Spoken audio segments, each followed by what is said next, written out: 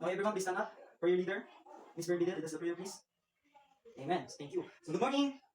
So before you sit down, now please arrange your chairs properly and take some pieces of paper under your chairs and make yourself comfortable as we go on to our next topic for today. So Miss Secretary, can you list down the note who is absent for today and that will serve as the attendance of the class for today. Okay.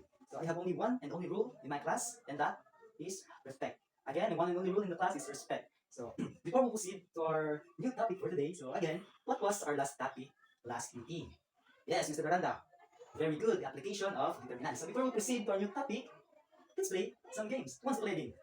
Yes, everyone is excited to play a game. So this game is called row and columns roll calls. Are you familiar with that? No? So this is the mechanics of the game. So instead of calling your name or surname, I will call you by your row and column numbers. So for example, Miss Filomeno is row number 1, column number 1. Then Miss, yes you, Miss Esconde is row number 2, column number 2. So and so on.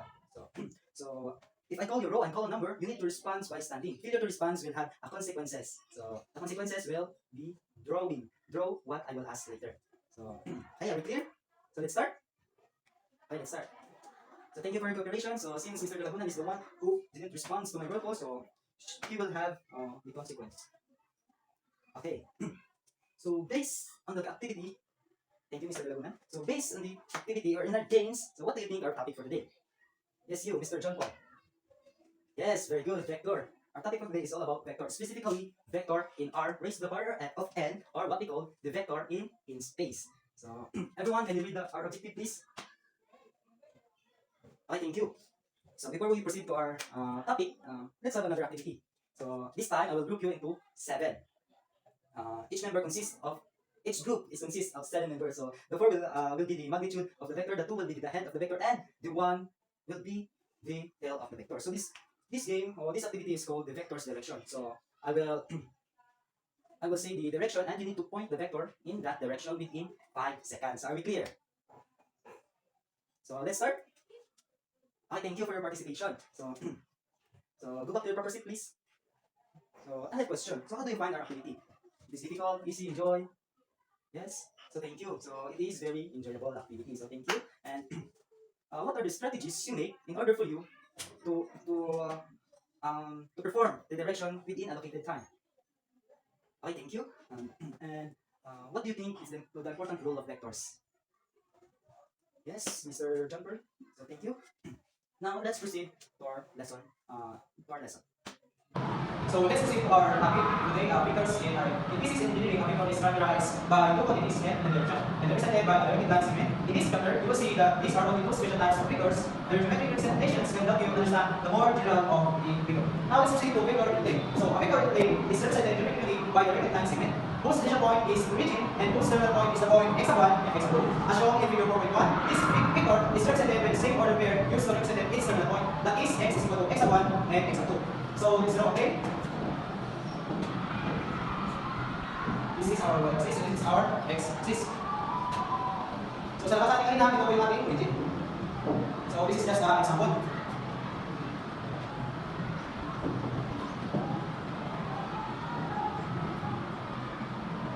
So for example, our x is equal to x1 and y is our thing. So ito po yung ating origin. So our x1 is here and our x3 is here. So ito po ay tinawag natin terminal point. Ito po yung terminal point. So ito rin yung ating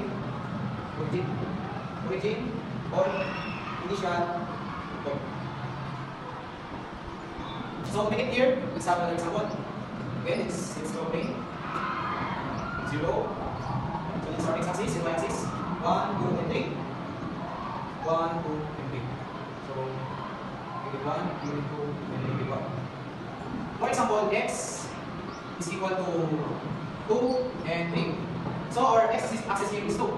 So here, from initial point, is 0. So our y-axis is 3. So 2 and 3. Ito po yung initial point ng x natin. Ito po yung ating terminal point. Terminal point ng x is 2 and 3. So ganyan tayo maglagay ng vector sa plane. So again, let's have another example, or example number 1. Because the plane use the directed line segment to represent each vector in the plane. So u is equal to 2 and 3, and v is equal to negative 1 and 2. Solution: to represent each vector, draw a directed line segment from the origin. So ang origin natin is from 0. So in the terminal point na shown in figure 4.2. So yung 2 and 3 natin, kung draw natin sa plane, kung saan ko yung mag-limit yung 2 and 3, yung ating terminal point from the origin. So, let's proceed to the basic vector operation. So, our basic vector operation is vector addition. Add two vectors contained and their corresponding components, that is the sum of u and v is the vector. So, u plus v is equal to u sub 1 and u sub 2 and v sub 1 and v sub 2. So, let's add this u sub 1 and v sub 2 sub 1 plus v sub 1 sub 1 and u sub 2 and v sub 2. U sub 2 plus v sub 2. Okay, that is vector addition. So, let's draw it in plane. Again, this is our origin. So, from 0. So, gagamitin po natin yung ating isang video kanina, yung natin is 8. U is 2 and 8. Our v is negative 1 and 2. So, kanina po, yung sa natin dito is 2 and our v sub 1 is negative 1. So, i-add po natin yun. 2 plus negative 1 and our u sub 2 and v sub 2 is 3 plus 2. So, again, the vector addition. So, 2 plus negative 1 is 1. So, 3 plus 2 is 5. Then, before we plot this vector addition, let's draw first the u. So, our u is 2 and 3 from the origin. 2 and 3. So, 1, 2, 3. 1, 2, 3, 4, and 5. So, from the origin, ilalagay natin yung u natin is 2 and 3. So, ito po yung 2 and 3 ito po sila limit. So, let's draw the line. Or line segment is u is equal to 2 and 3. Ito po yung terminal point ng u. Then, our v is negative 1 and 2. So, negative 1 and 2. So, from the origin, ito po sila limit. Dito.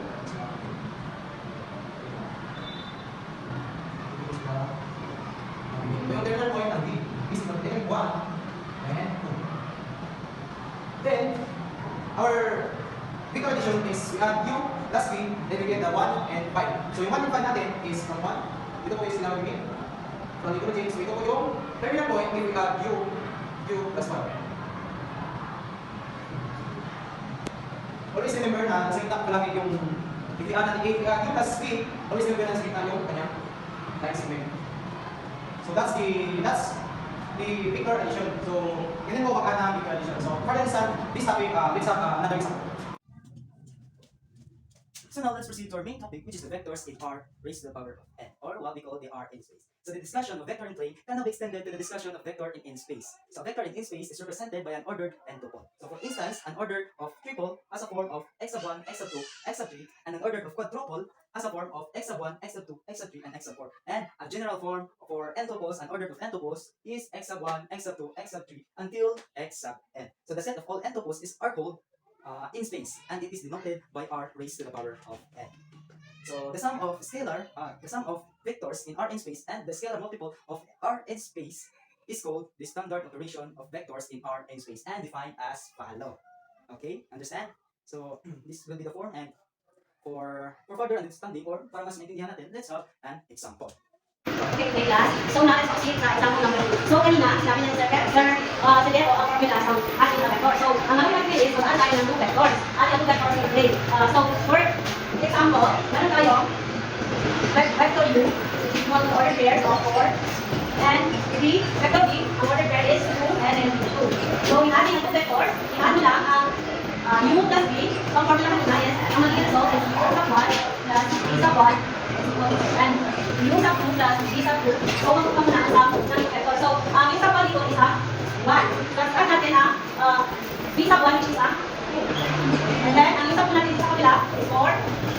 Plus ang v sub 2 dito is negative 2. So pag i-add natin ito kay vectors na lang. So 1 plus 2 is 3. And then 4 plus negative 2. Ang answer is 2. So kunin natin ang vector na ang result ng sum ng vector tingnan natin which is ang 3 at ang 2. And next is may another vector naman tayo dito which is ang vector u plus 3 which ang vector na is negative and another vector is negative. So ang magiging result ng 0. So ang vector natin is 3 and negative 2. And then ang vector b is equal to the order pair of 3 and negative 2. So pag natin sila, si u sub 1, v sub 2, v sub 1, v sub 2. So 3 plus v sub 1 which is ang negative 3, and then order pair is negative 2 plus the vector V sub 2 is 2. So, pag na natin sila, magiging solve is 2 and 0 and 0. 3 plus negative 3 is 0 and 2. Negative 2 plus 2 is 0. So, may another naman tayo dito, which is the another vector na si 3 plus 1. Ang order pair niya is 2 and 1 plus 0 and 0. 2 plus 0 is 2, and then 2 plus 1 is 2. 1 plus 0 is 1. So, ating ang vectors, i-add natin ang V sub 1 at ang V sub 2, and then U sub 2 at ang V sub 2. So, ipag-plug natin ito sa partition plane.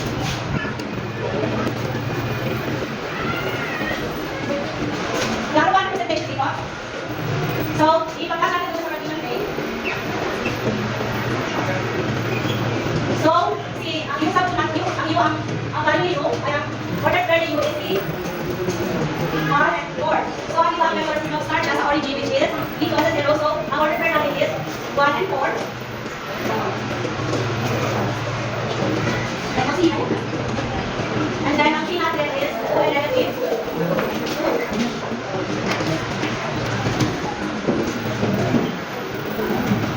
Start tayo sa origin kasi ang vectors na start sa origin sa 0. So, halipang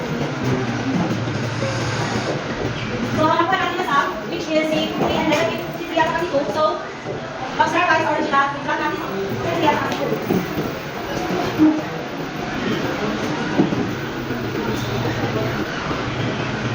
Ang sum ang ating vector na ng size is si 3 and 2. So, ating vector is, i-alam na lang ang basic ay i-add. Next. Ang second basic operation is ang scalar multiplication. Ang formula niya is CV is equal to. So, i-distribute lang natin ang value ni sa kay vector sa kay isa para sa kay isa. So, ang ligyan so is CV. So, dito, already note natin na pag positive ang vector, mag-extend lang yung next segment ang gagawin natin. Pag negative naman, opposite direction ang mangyayari. Ayan. So,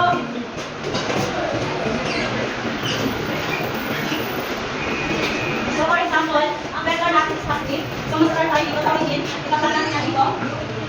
And then, ang nasanak na CV is lalagyan natin dito.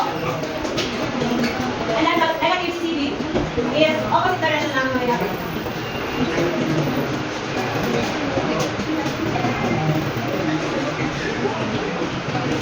So, that's what we all do. So, good morning everyone. I have for today is all about the operations between force and nothing. So, provided the vector V is equal to negative 2 and 5 and vector U is equal to 3 and 4, find each vector. So, our problem A is equal to is 1 half V or vector 1 half V, and for B is vector U minus V, and for our vectors is 1 half V plus U. Next. So, the first thing to do is to identify the V sub 1 and the V sub 2. Always remember that each vector has its components. For example, for our vector U, we have U sub 1 and U sub 2. So, for this problem, we have V is equal to, vector V is equal to negative 2 and 5. You have 1 half V. So, for the problem natin na 1 half V, so our V sub 1 here is negative 2 and our V sub 2 here is V 5. So, our vector is 1 half V. So, it's equal to, ang we want to do is by using the distributive property, we can distribute the 1 half which is V scalar to our components of a vector. So, always remember that 1 half will be distributed to our V sub 1 and of course the V sub 2. So, that we have 1 half multiplied by negative 2 which is our V sub 1 and 1 half multiplied by V sub 2 which is V 5. So, negative 1 half multiplied by negative 2 is equal to negative 1 and of course our V sub 2 is negative 1 half multiplied by 5 is equal to 5 over 2. So that we have a vector 1 half is equal to negative 1 and 5 over 2 which is the negative 1 is our V sub 1 and of course our 5 over 2 is our V sub 2. So let's see by another problem. So when you finish your vector subtraction, so here we have a subtraction operation. So use minus B. So always remember that each vector has its components. So for our U we have U sub 1 and U sub 2, and for our V we have V sub 1 and V sub 2. So U minus B. So from our from the given problem that our U has a what do you call this? Our U sub 1 is we have the D3, and of course our V sub 1 is 4. So we can add the, for example, the components of the vector by addition of, say, for example, U sub 1, we can add by V sub 2. Always remember that we can add U sub 1 by V sub 1. Always take note that. So U sub 1, we can add by, of course, V sub 1 here. Because we all know that each vector has its components. Di ba ba like number ko na? Each vector has its components. So U sub 1 here and V sub 2. So V sub 1 natin is 3, and of course our U sub 2 is 4. So 3 plus 3 minus 4. So, di pala, is ang ating isang 1 is 3, and our result 1 is 32 sa number is na equation. So, from those answers, we can drop them on the partition plane. So, very important that those answers is our so the terminal point and our original point is our origin. So, in dropping A, before we can plane, it can be represented by right sequence. So, right sequence we can enter back. So, our initial point is the origin, of course, the answer will be our terminal point. So, here, our U and coming unit is equal to 3 and 4. So, by dropping the partition plane, we have the x-axis, which is the 3. So, 1, 2, 3, and of course, my y-axis, which is 4. So, mag-apply ng 4. So, dito, ito yung, yung point namin is the origin na 0 and 0. Always take that. Initial point is equal to 0 and 0. So next is, we have 1 half b plus u. So our 1 half b plus u, we have the, so our x-axis is 2 and our y-axis is 13 over 2. So, 1 to our x-axis, of course, our y-axis is 13 over 2. So, 13 over 2 is mga, ano, di ba yung sasabi yung mga, ilang ang answer? So, 6.5 no, 6.5. But 6.5 is equal to 15 back. So 6 dito siya sa 15 and 7. So our b, 1 half b, our 1 half is 51, and of course our y-axis is 5 over 2. So that's 1 siya, and of course our y-axis is 5 over 6. And that's where ganito na, and so our origin answer block point na 0, and initial point is 0, 0. So sa our b, which is 72 and 5, so our x-axis is 72, and our y-axis is 5. So sa quadrant siya, nakapilo siya sa quadrant 2. So, negative and positive. So, first tayo sa, sa u minus b. So, sa u minus b, we have 5 and 1. So, positive, negative. So, nakapilo siya sa, nakapilo siya positive for that charge. So, sa 5, here we have 1, 2, 3, 4, 5 here. Then, of course, our y-axis is negative 1. So, ito yung task niya. And, yung endpoint sila quadrant is sa initial point, or the origin na 0, 0. So, let's proceed to theorem 4.1. Properties of vector addition and scalar multiplication in the plane. So from here, let U and V and W be vectors in the plane, and let C and Z be scalars. So from our theorem number 1, or perfect 1, so U plus V is a vector in the plane. So closure under addition siya. So U plus V daw is our, so meron din theorem. So number 1 is U plus V, which is the closure under addition. So kaya siya closure under addition because we're done operation is the addition. So let's see to number 2. So U plus V is equal to V plus 2, which is the commutative property of addition. So, we can talk about addition from our learnings in the algebra and apply those learnings in the algebra to prove by proving. So, u plus v is equal to v plus u. Always remember that every vector, for example, the vector u and its components. So, use of 1, use of 2 in order for our v. Our consider is use of 1 and use of 2. So, number 3 is u plus v plus w and equal to u plus v plus w, which is the addition property of addition. So, number 4, u plus 0 equals to 2, which is the additive identity property. So, always remember that when we are adding what we call this, the identity is we are using the 0 number. So sa addition, ang negative identity is the 0 number. So for example, negative 2 plus 0 is equal to 2. So by adding 0, makakapag-find natin siya sa identity na, which is na yung number na added sa 0, which is, for example, 2 plus 0 is equal to 2. So let's proceed by number 5. So u plus negative u is equal to 0. So sa 5 is additive inverse. So sa addition, ang inverse sa number is the negative number. So we have the number when added by positive number. So by here, by u plus negative u is equal to 0. So ang negative u is the inverse. So let's see to number 6. See, u is a vector in the thing. So what do you observe? C and u. So our scalar is our scalar, and of course our u is our vector. Always remember that every vector has its components. So you have 1 and you have 2. So number 6 is C, which is the scalar, and u is the vector in the thing. Is closed and scalar multiplication. So there is an operation which is the multiplication. So number 7, C, quantity u plus v is equal to C u plus v. So what do you observe? So number 7 is about distributive property. But v distribute v is scalar, which is by the vector u and v. So C u, by distributing, you have C u plus v.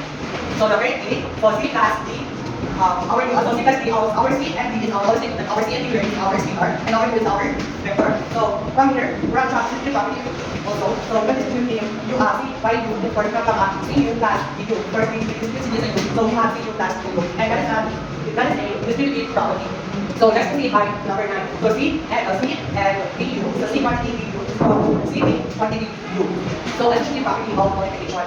So additive property of multiplication siya, but of course, dahil sa mga pagkakaroon sa part is by the group siya sa division. So we're going to have the 1 and 2. So 1 quantity U is equal to 2. So sa multiplication, ang identity sa multiplication which is the 1. Sa addition, ang identity is 0. So ano naman ang identity inverse ng isang number? So for example, we have 2.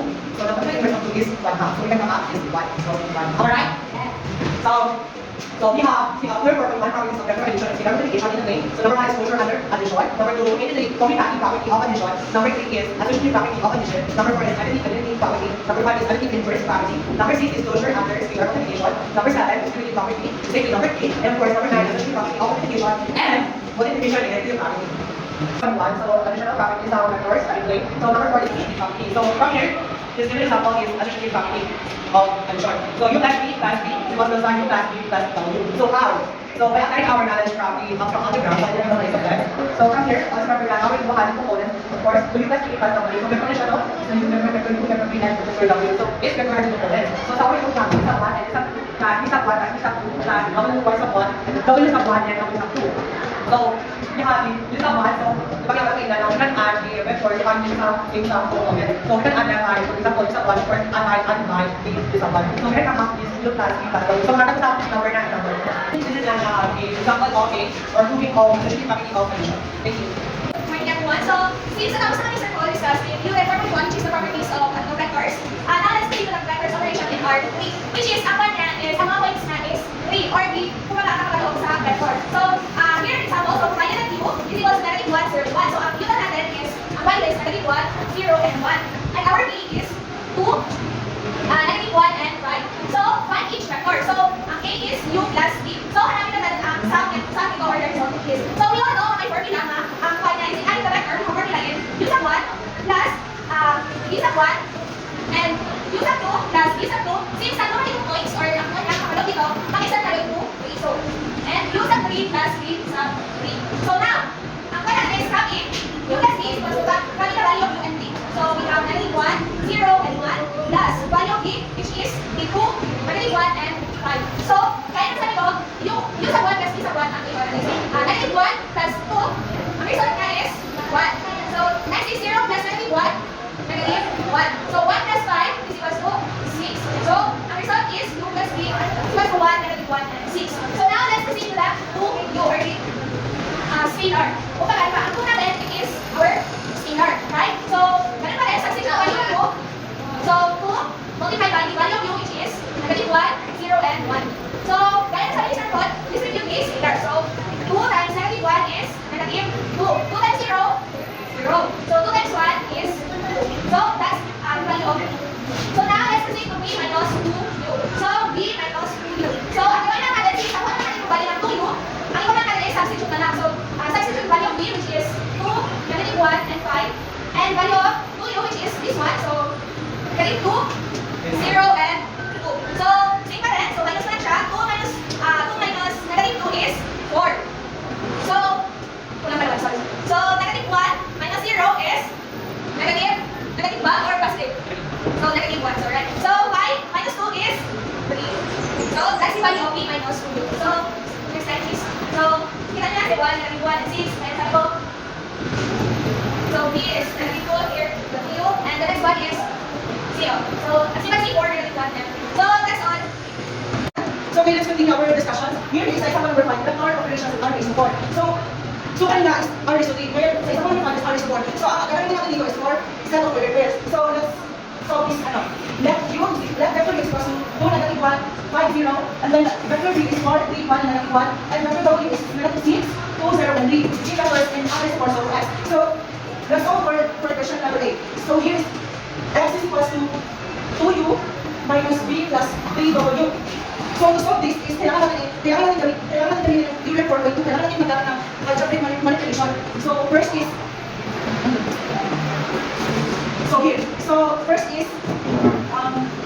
kailangan natin i-multiply yung negative into negative dito. So ang answer is 2U negative 3, negative times positive 3W is equals to 3, negative 3W. So next is nakakaroon sa ganito na answer. So ang value ng mga vector is i-distribute natin i-distribute natin dito sa mga value na ito. So, ang value ni U is 2, negative 1, 5, and 0. And then si B is 4, 3, 1, and negative 1. And then si W naman is negative 6, 2, 0, and 3. Ibalik mo sila.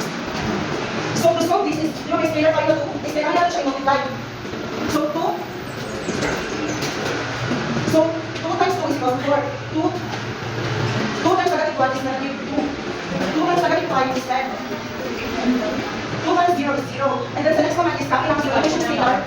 So copy ng 4, 3, 1, and negative 1. And then sa W is scalar siya natin. So i-multiply din natin siya. So 3 times negative 6 is 18. 3 times 2 is 6. And then 3 times 0 is 0. And then is 9. So kailangan natin siya balik tayo sa addition. So, kailangan natin siya i-add. Isa-isa. From vector B sa 1, and then vector B sa 1, and vector W sa 1. So, let's do that. So, 4 minus... So, from vector U sa 1, vector B sa 1, and vector W sa 1, yan natin siya i-multiply. So, combine. 4 minus 4 plus 18. Negative 2, negative 3, negative 6, and then negative 1, negative 0, 0, plus 1 minus 9. So, isolve natin siya gamit yung operation nila.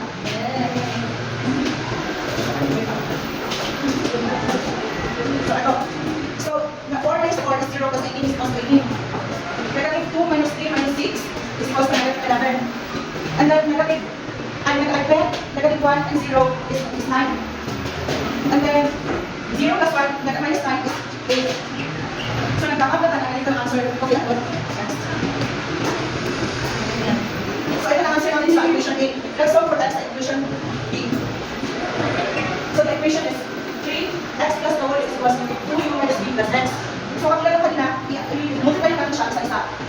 So, para to solve x, kailangan natin siya i-multiply with this therapy. So, 3 times is 3x plus 3 times w is 3w. Kami lang dito sa kabila. And then, so, ganun pa rin sila. X na lang natin gawin. Kaya, x na lang ang natira dito sa kabila. So, i-ano natin ito. So, 3x plus 3x minus x equals to 2u minus b minus 3w. So, next is yung isa-subtract natin ito. So, 3x minus x minus x equals to x. Equals to kapag sa kabila. And then, so, x na lang natin sa kabila. And then, ito na natin siya pinag-pinag kapag. So, itong answer ng itong mga vector ng particle na kailangan natin siya kailangan natin i-distribute ng answer kanina kung nag-uusap. So U is 18, and then the V is 9, and then the next one is 9 and negative 8. So, result for x is, with the use of this, we have a multiply 1 by 1. So, 1 half times negative 18 is 9. 1 half times negative 11 is negative 11 over 2. 1 half times negative 9, 1 half times 9 is 9 over 2. And then 1 half times negative 8 is negative 4. So, this is the result. This is the answer of our test, and that's all we have. So, okay ba lahat? Okay, very good. So, let's receive example 6, which is that write a vector as a linear combination of other vectors. So, provided that x is negative 1, negative 2, negative 3, and vector u is equals to 0, 1, and 4. And vector b is equals to 1, 1, and 2. So, we have here what call this? Equation. Equation. So, ang value is 2. Substitute all the given number as given value here in this equation. So, nandito na yung mga substitute. So, A, 0, 1, 4, B, at ang nilet nila ay no. Substitute. So, bakit na ito, na answer. So, first is we need to multiply. We use the scalar multiplication. So, 8 times 0 is 0. So, ako na nag-give, buta. So, 8 times 1 is 8. 8 times 4, 4 is very good. So, next is, B times negative 1 is negative B. B times 1. B times 2. Plus, C times 3. C times 1. And C times 2.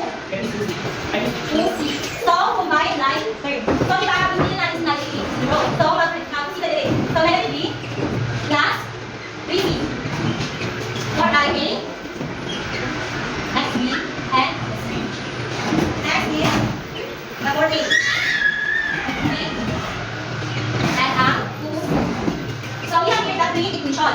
So, di ba, ang mga mo? So, next, gawin natin is to find the value of A, B, and C. So, to get this, narin ka sa calculus.